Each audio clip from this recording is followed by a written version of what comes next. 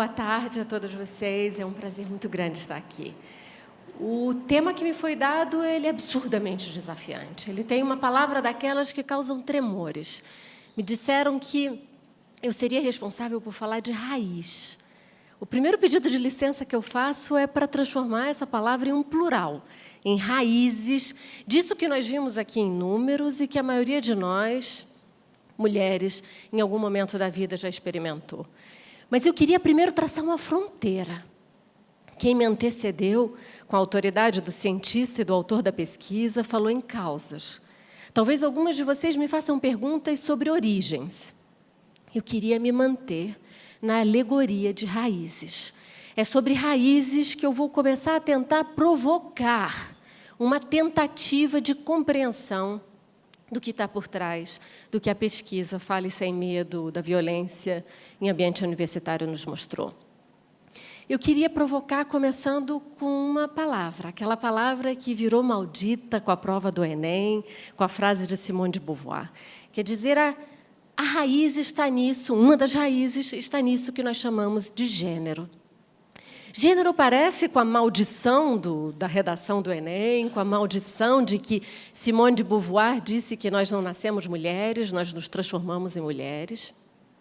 E, se me permitam a brincadeirinha, eu adoraria saber que biblioteca de escola nesse país tem o segundo sexo para preparar os estudantes para o vestibular.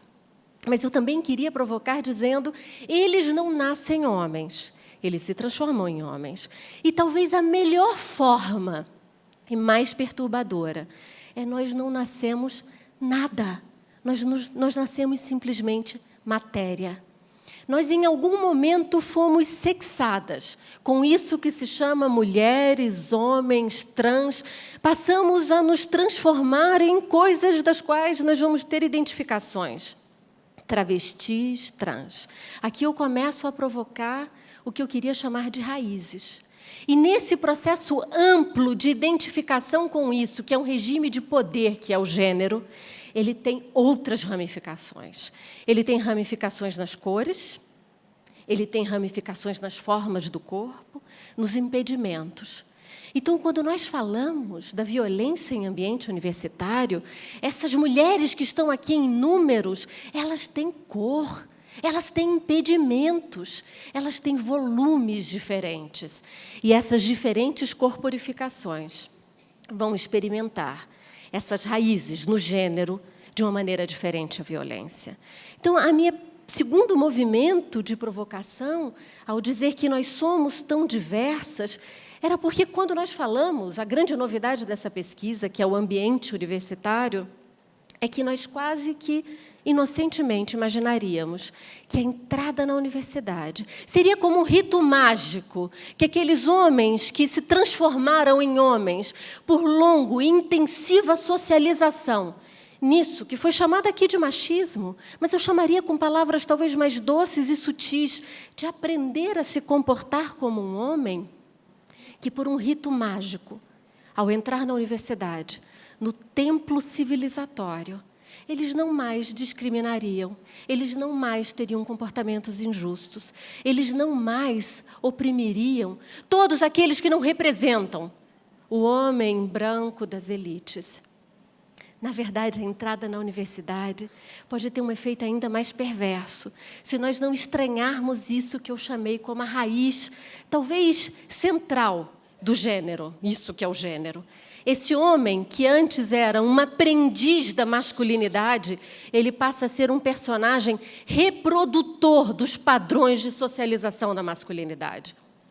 Se a universidade não assumir o seu lugar civilizatório, me permitam a ironia de civilização, que é o de lançar dúvidas, que é o de nos provocar sobre todas as formas de opressão. Uma delas, na nossa conversa de hoje, é a da violência contra as mulheres, e as mulheres no plural. A universidade só vai ser o templo do nosso espanto, mas ela não vai ter mudança. Então, um dos dados, é porque a minha tela aqui apagou, mas um dos dados que a mim me provoca muito espanto, é que 1 em cada 4 considera a violência, vocês viram comigo, não considera violência abusar de uma garota se ela estiver alcoolizada.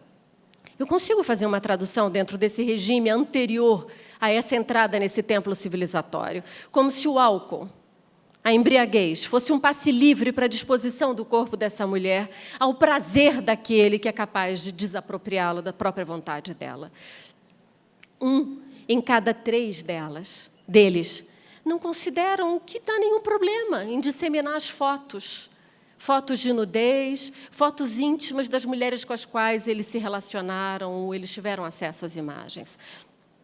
Não estranhar que há algo errado.